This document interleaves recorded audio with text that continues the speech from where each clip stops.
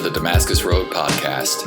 On the road to Damascus, Paul had a radical encounter with Jesus and his life was changed forever. That is what we hope and pray for here. Now, on to this week's episode.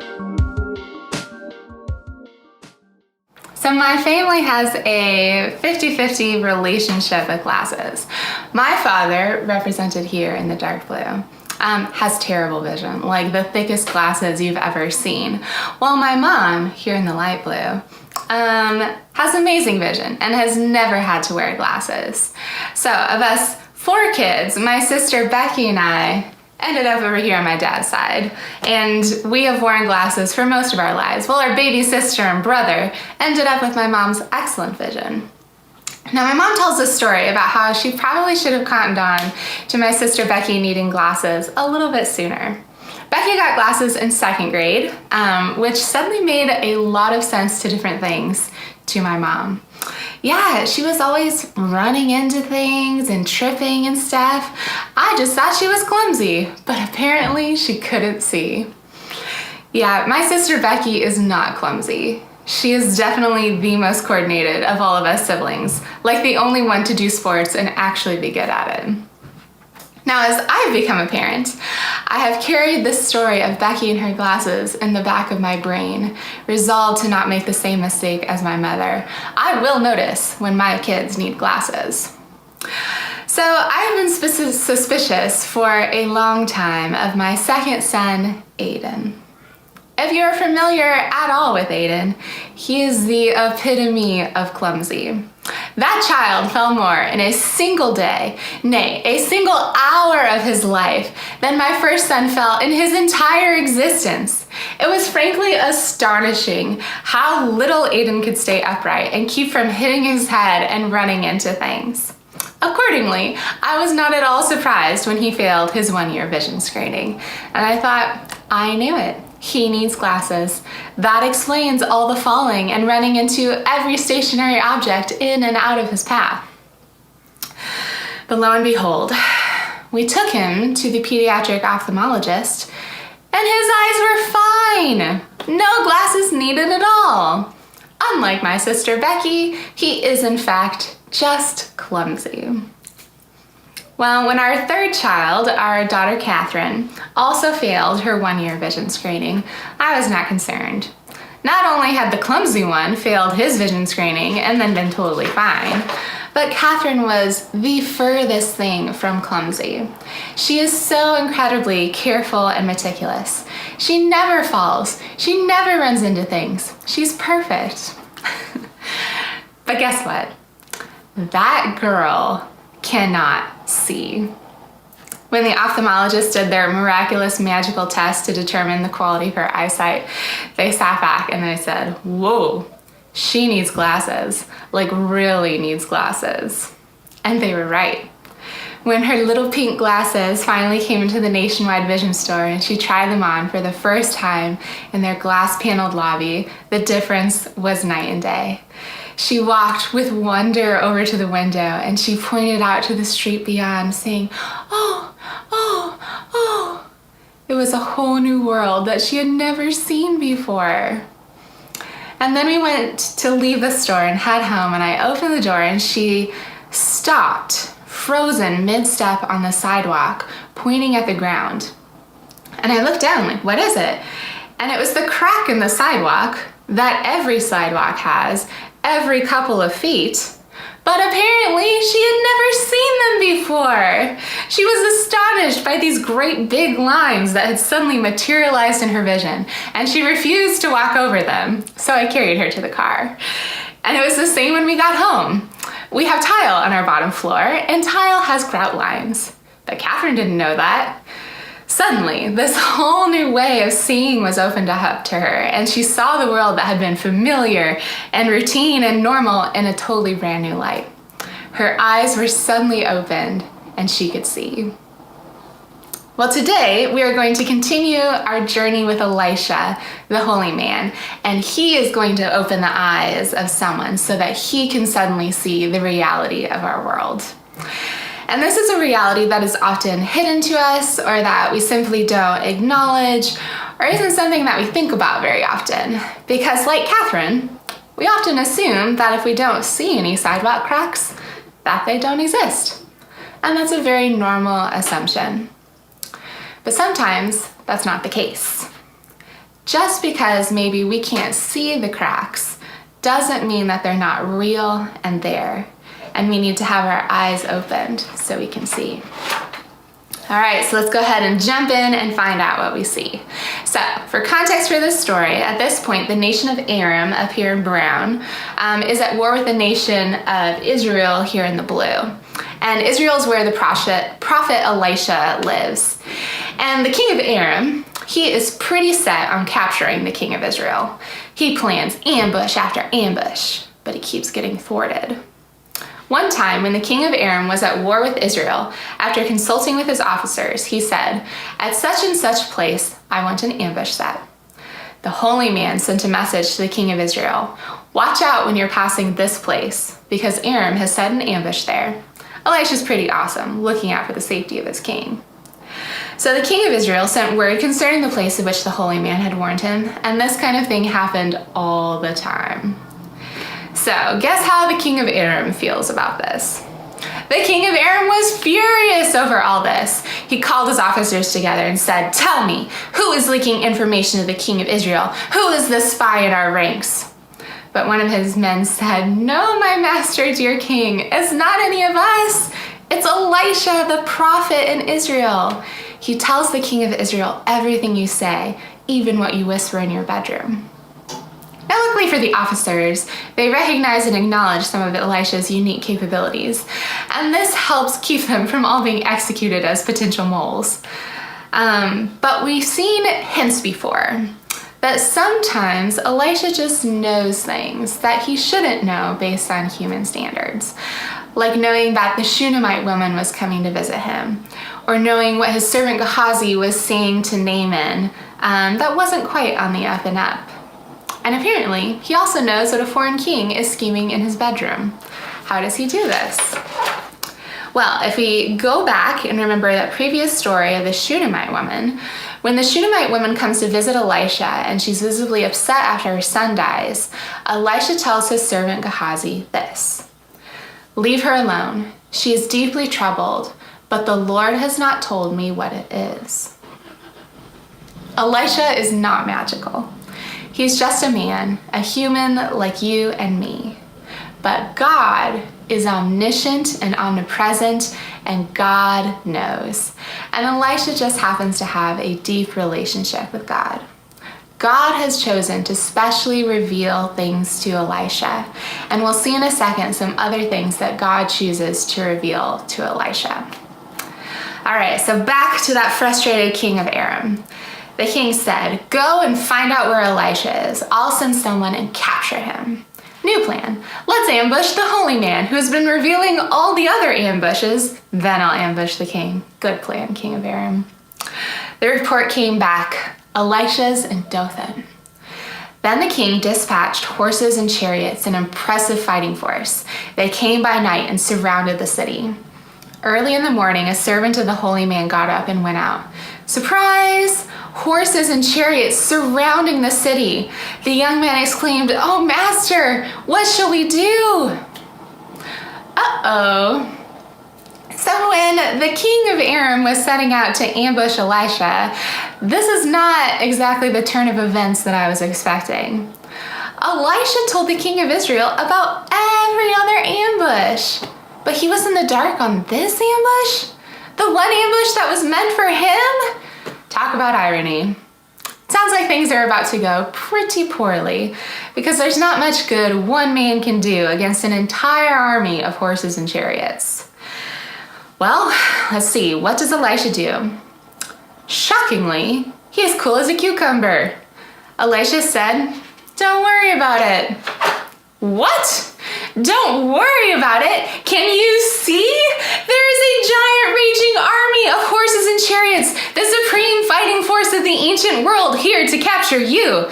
It's like tanks and a SWAT team rolled up outside your house with a helicopter whirring overhead. And you're like, Don't worry, it'll be fine. Will it? I don't feel like you're seeing what I'm seeing. But why is Elisha so unfazed? This is what he says. There are more on our side than on their side. What? Like the people in Dothan? I don't know if you've taken a look around the town recently, Elisha, but these are like butchers, bakers, candlestick makers, not exactly an elite fighting force. And our count of horses and chariots, there's a donkey? Jeremiah's got a cart? Who's on our side? Who are you talking about? Then Elisha prayed, "Oh God, open his eyes and let him see." Now, what do you guys think that he saw? Well, he saw something that we don't usually acknowledge or like to talk about very much. Or even if we do, we probably feel at least a little bit skeptical of. We're surrounded by a culture that leans pretty heavily into the materialistic and skeptics category. We like science. We like things that are observable and testable. We like natural explanations for things. And that's not bad. Modern medicine is amazing. I am so glad that we don't think the humors or bloodletting are a real thing anymore, because it is a wonder that anyone ever got better before we started applying this scientific theory to our world. Our world is ordered and is testable. God is not stupid, and his world and the way it works makes sense, and we can study it and know it and get closer to understanding God and his creative genius behind it. Wanting to know and be rigorous in our science is a very good thing. But everything has positives and negatives. And some of the negatives of living in a world shaped by this culture and rationalization and scientific theory is that we often don't leave room for spiritual realities. Because spiritual realities are not like physical realities. They're not testable in the same way.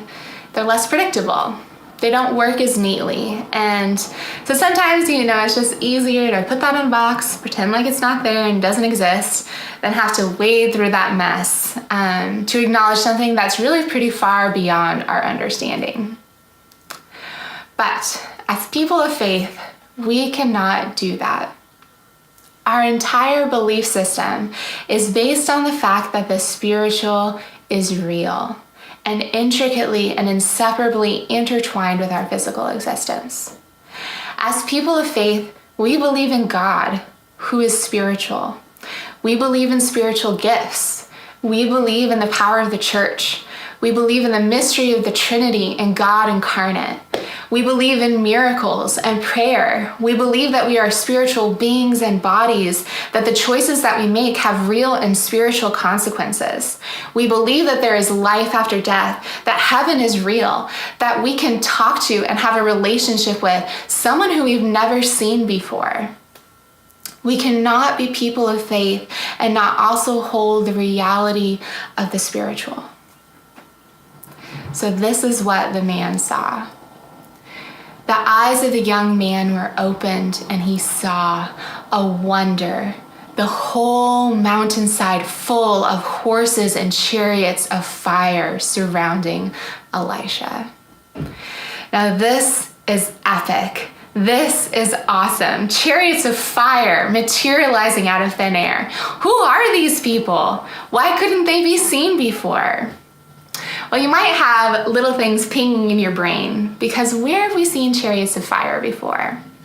That's right, way back at the beginning of our series, when Elijah was taken up to heaven before passing the prophethood to Elisha, he was swept up in a holy chariot of fire. These are not flesh and blood people. When Elisha says there are more on our side than on theirs, he is not talking about the soldiers in the Israelite army. He is not talking about the people back in Dothan. He is talking about God's army of angels. This is the hidden reality of our world that God suddenly allows the young man to see. The cracks in the sidewalk, the grout in the tile that we think isn't there because we can't see it. But the cracks and the grout are real. The spiritual realm is real. God's heavenly armies, his angels, his spiritual working, his presence and movement in our world, all of it is real. We just need to see. Now, I know for me, it has sometimes been hard to lean into the spiritual realities of my faith. Like, I've never doubted God or his reality and goodness or my relationship with him, but I have struggled with things like prayer because it's not necessarily as rational or predictable as I would like it to be. I like talking to God and I like being close to him through conversation, but I've always wondered, like, does prayer really work? Like, if I pray for something, what is the relationship between praying for it and it actually happening? Because cause and effect gets really weird with prayer. Will God not move if I don't pray? Isn't he good and faithful regardless of me? It's complicated.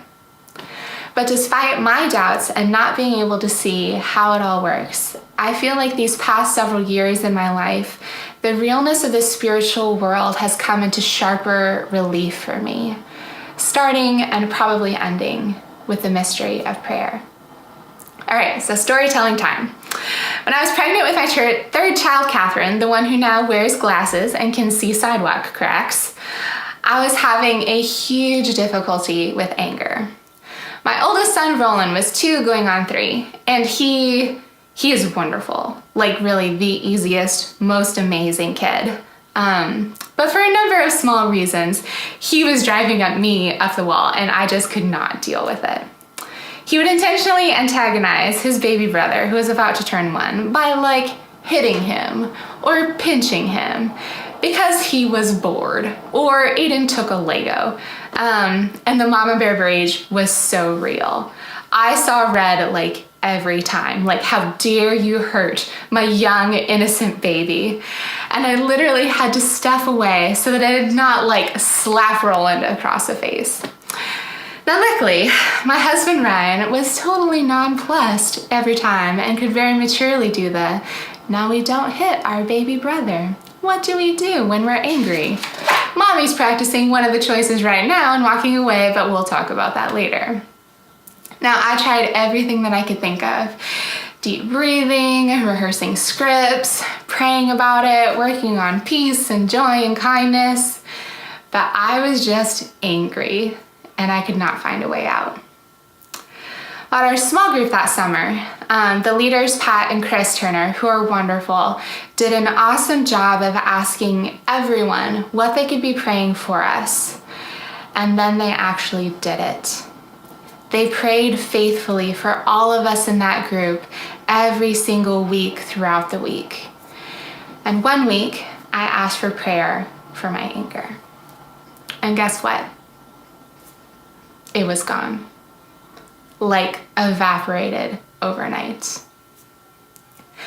Now, I'm not saying that prayer is magical or what you pray for will inherently happen. That's not what prayer is about.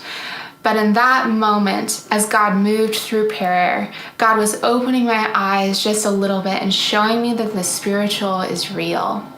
That even if I couldn't see it or understand it all the way, he was working in the spiritual and physical. But there was more to see. So I've talked thus far a lot about all of the beautiful and amazing and holy aspects of the spiritual world. Like the vast armies of angels on the hills and the mystery of prayer. But I want to go ahead and take a turn because unfortunately the not so good parts are just as real. Now, I think that in just the same way that it is critical that we do see the way that God is moving and that prayer is powerful and that his armies are on the hills, it is also important that we acknowledge the reality of the demonic and the negative spiritual influences on our lives. And I want to talk about this today, not to generate curiosity or thinking too much about the negative spiritual realm, but just to recognize its existence so that we can remove some of the power that comes when we're just not seeing it. Because even if you can't see the crack in the sidewalk, it can still trip you up. Now, in his amazing book, The Screwtape Letters, C.S. Lewis writes this: "There are two equal and opposite errors into which our race can fall about the devils. One is to disbelieve in their existence. The other is to believe and to feel an excessive and unhealthy interest in them. They themselves, the devils, are equally pleased by both errors and hail a materialist or magician with the same delight." So what we're going to try and do is sit in this balance.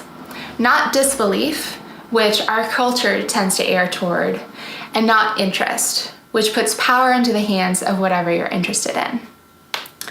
Now again, I think as people of faith, one of our strongest arguments for the reality of the demonic is Jesus's interactions with the demonic. I trust Jesus.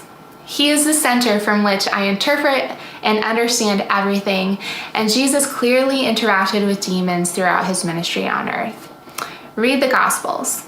His interactions with the demonic can be weird and difficult to understand because, like I said before, the spiritual world does not work quite the same way as the physical. But one thing is always clear: Jesus wins.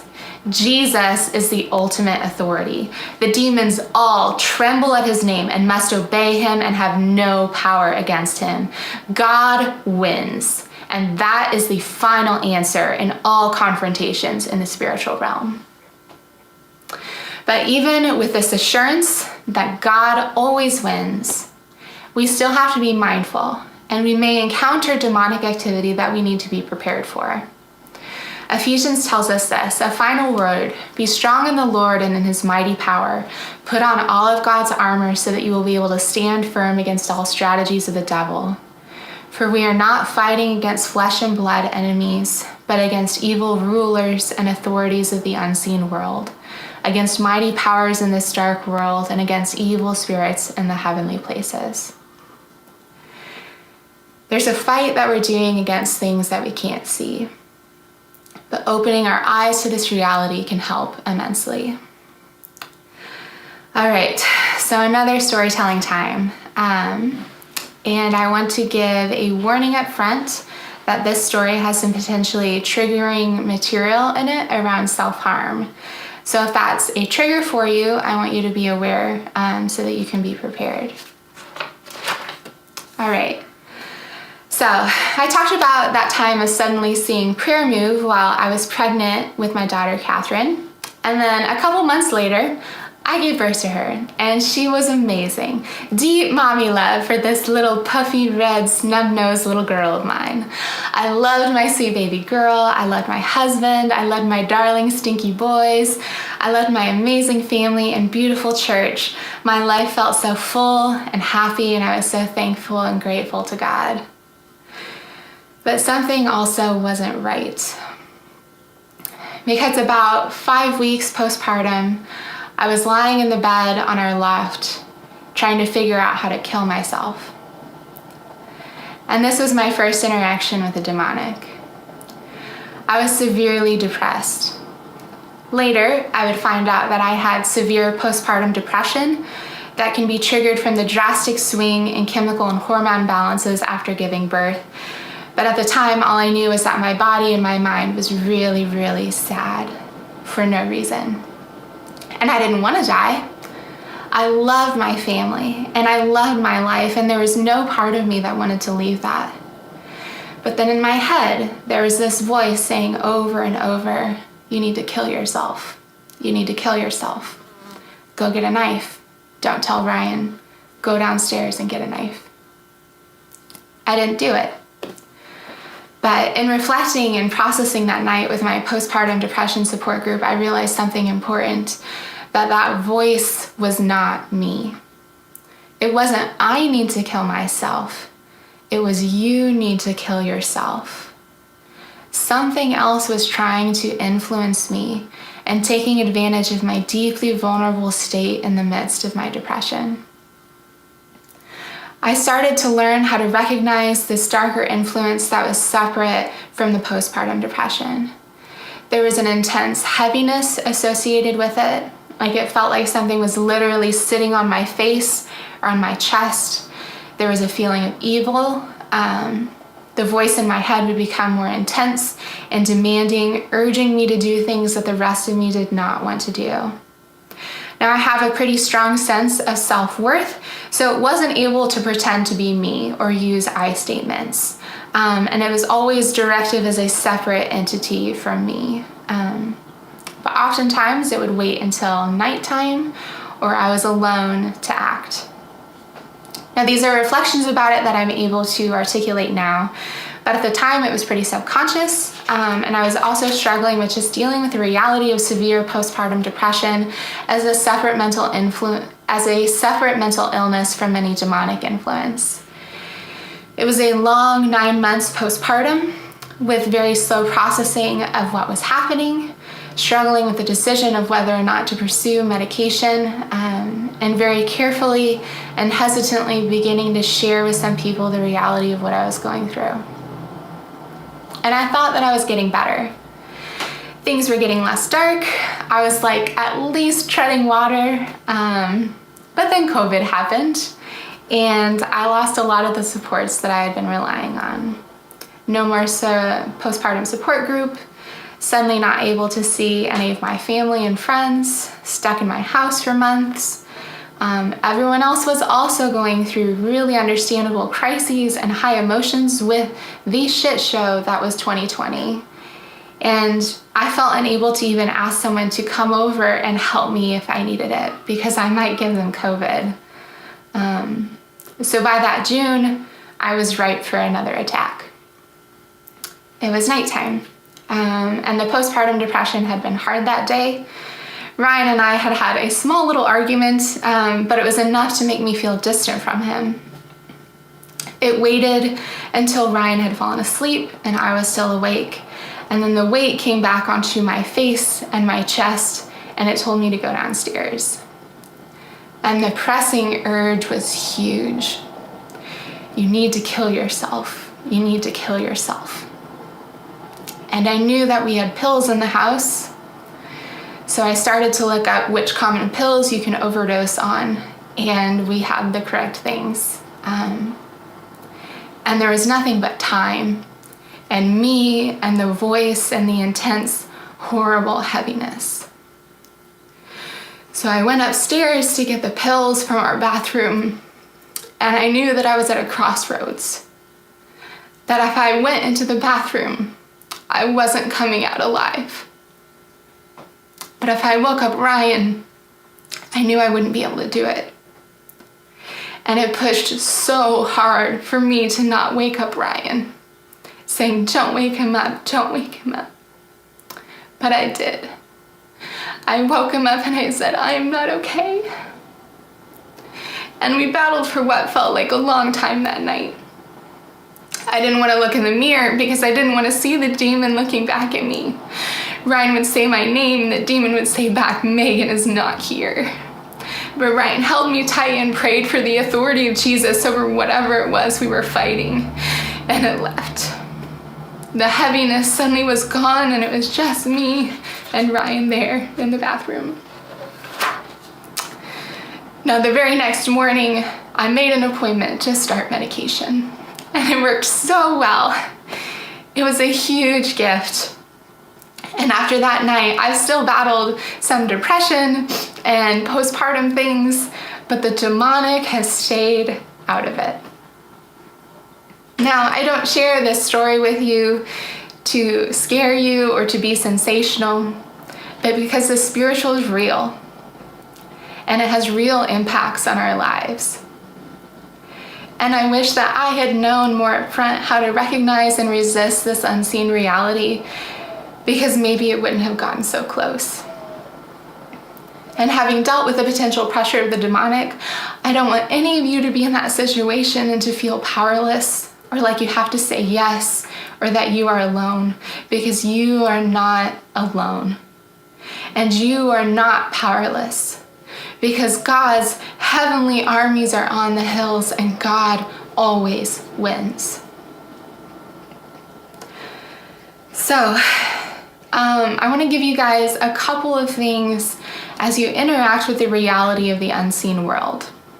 And again, like I said before, the spiritual world is not as predictable or clear-cut or understandable as our physical world. Some of you may have had interactions with the demonic that look very different than mine, or different strategies and things that have been helpful to you. So don't take what I say here as the end-all, be-all, but simply what I've learned to be helpful from my own experiences and looking at the Bible. All right, so first, this is from 1 Peter. Stay alert. Watch out for your great enemy, the devil. He prowls around roaring like a roaring lion, looking for someone to devour. All right, so to address something, you first have to recognize it. At the beginning of my postpartum depression, I was in deep denial about what was happening to me. And denying my reality put a huge hamstring in my ability to address it appropriately. Call a spade in your life. If you are lonely, say it. If you abuse alcohol to numb and medicate, acknowledge it. If you struggle with negative self-talk, don't call it normal or okay. The devil thrives in untruth and lies, and we eliminate a lot of his power by staying alert and recognizing the truth in our lives, even if they are painful to acknowledge. Now, as again, staying in that balance, this staying alert is not to assume that there's a demon behind every corner, that the explanation for any trial and tribulation in your life is demonic. In the Gospels, there were people who were blind and mute who had no demonic activity happening. And then there were people who were blind and mute who did have demonic activity happening. Something bad or hard is not inherently the presence of the demonic. And I would say like 99% of the time, it's not. I do not believe that my postpartum depression was somehow brought on by demons. I was sick, and I needed help for something very physical in my life. And I think that God used it to strengthen my faith and relationship with Him, to undo some deep negative messages in my life that I didn't realize that I was carrying. But it was not the devil. What I do think happened was that demons took advantage of that situation. Now, in the second half of the verse, the writer compares the devil to a roaring lion. And the devil does not play fair. Lions look for the weak ones, the stragglers, the ones on the edge and the alone, and that's who they attack. And I think a lot of what made this particular spiritual attack really effective on me is how vulnerable I was. It is really important to be mindful of when you are more vulnerable and susceptible, and to take preemptive steps to put in extra supports for those times in your life. If you know that you are more susceptible when you are tired, rigorously protect your sleep.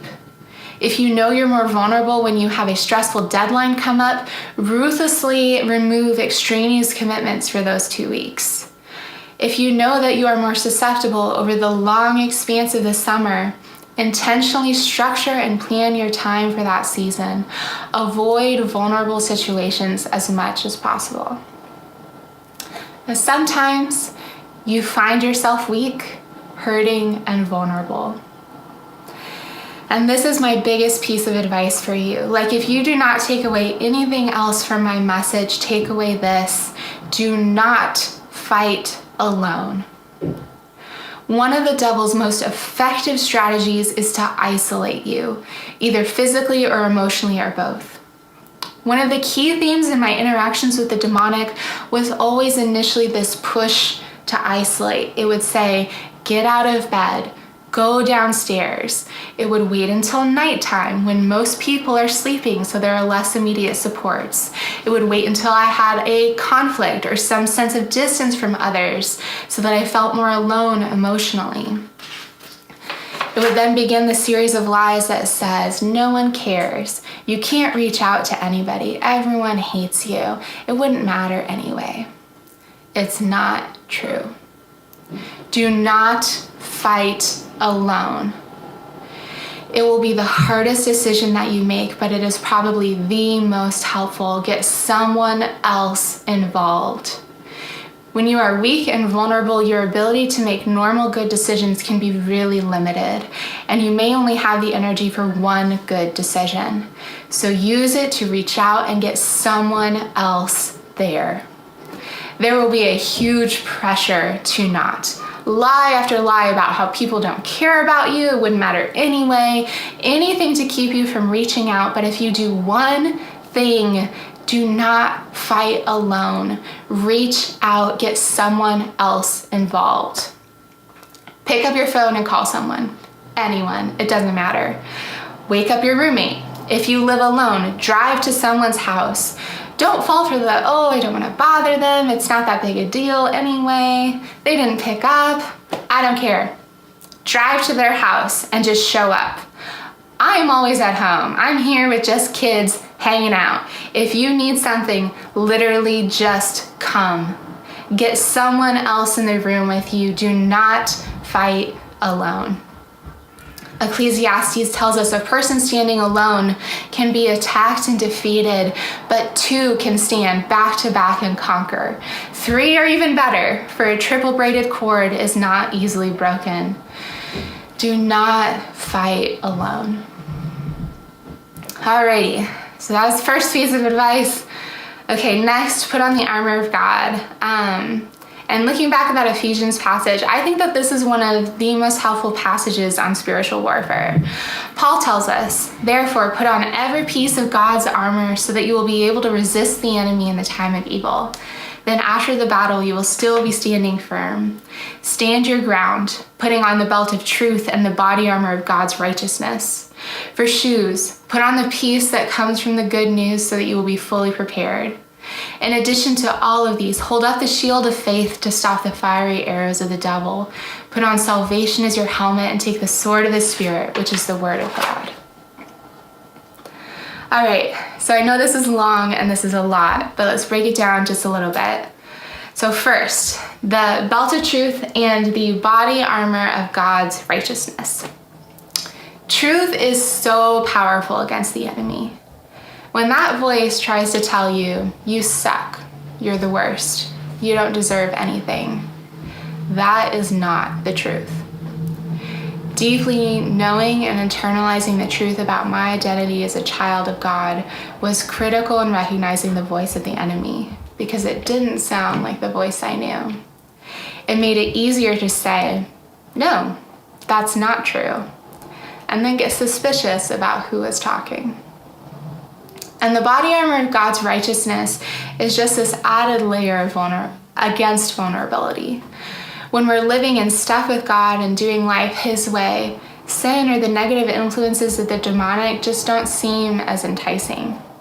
And we just don't find ourselves in as vulnerable situations as often. All right, so next, the peace that comes from the good news. What is the good news? The good news is that God wins. There is no contest. He is an authority and the demons flee from Him. Now this verse from the Psalms has been really helpful for me when I feel afraid of the power of the demonic, because it recenters me in the peace of who actually has the power. It says, even though I walk through the valley of the shadow of death, I will fear no evil, for you are with me. Your rod and your staff, they comfort me. You don't have to be afraid of the unseen dark powers. There are more with us than there are with them. And we can feel safe and secure in the authority and covering of our shepherd who protects us with his very life. And then last, the shield of faith and the sword of the Spirit. Our faith is in God, and the Spirit is what fights on our behalf. Let God fight, not you. I hate to break it to you, but you are not strong enough to defeat demons, but you don't have to be. God is.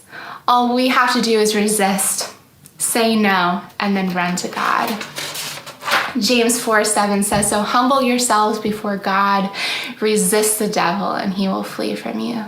We surrender ourselves to God, not the devil, and God fights for us.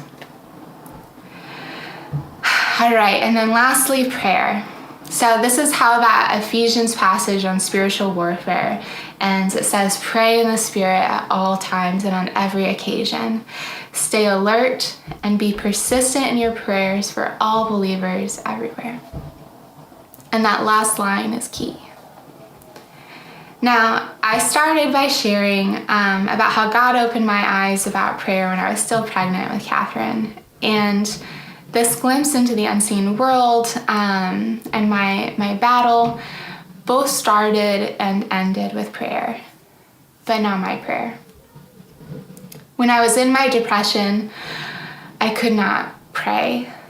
My ability to engage with anything with creativity and interest was so low that I didn't even have the desire to pray. The most I could offer was a God, please help me. God, please save me as I struggled. But I think prayer is what saved my life. The morning after I tried to kill myself, I had a text message from one of Ryan's coworkers who had only interacted with a couple of times during work retreats. And in it she said, hey, I don't know why, but in the middle of the night last night, I was thinking about you and I felt really strongly to pray for you. So I did. I don't know if anything is going on, but I just wanted to let you know that I was praying for you. And then, not only did I see the reality of the dark powers in the unseen world, but the chariots of fire. Chariots of fire and horses all over the hills of my life as God blazed to life and power and let me know that even while I was battling in the dark of the middle of the night, I was not fighting alone. Unseen armies were waging war for me, and there was more on my side than there was on theirs. Though I couldn't see it, God was powerfully present and advocating for me in the heavenly realms with the prayers of brothers and sisters in Christ who knew and didn't know what I was going through, who were covering me in protection.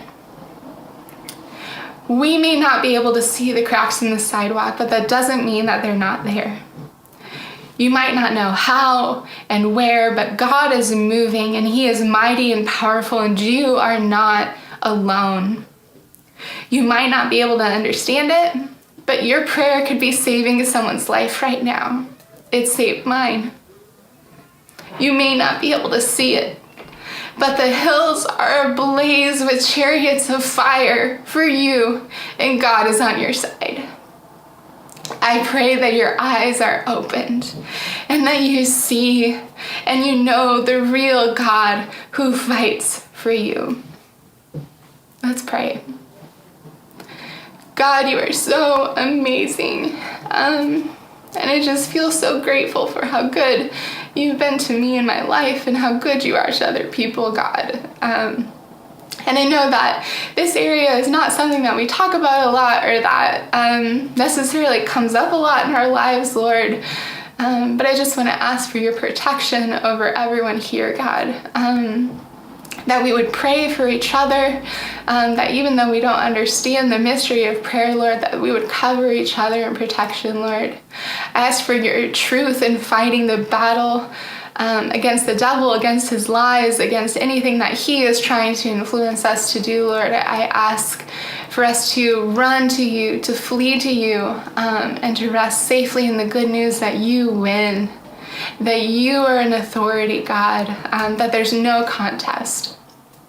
Thank you, God, for being so awesome, and we love you. In Jesus' name, amen.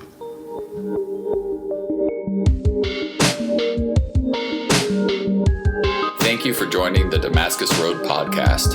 Our mission is to follow Jesus together by being with God, loving everyone, transforming people, developing leaders, growing new ministries, and changing the world. You can find out more about us online at DamascusRoadTucson.com.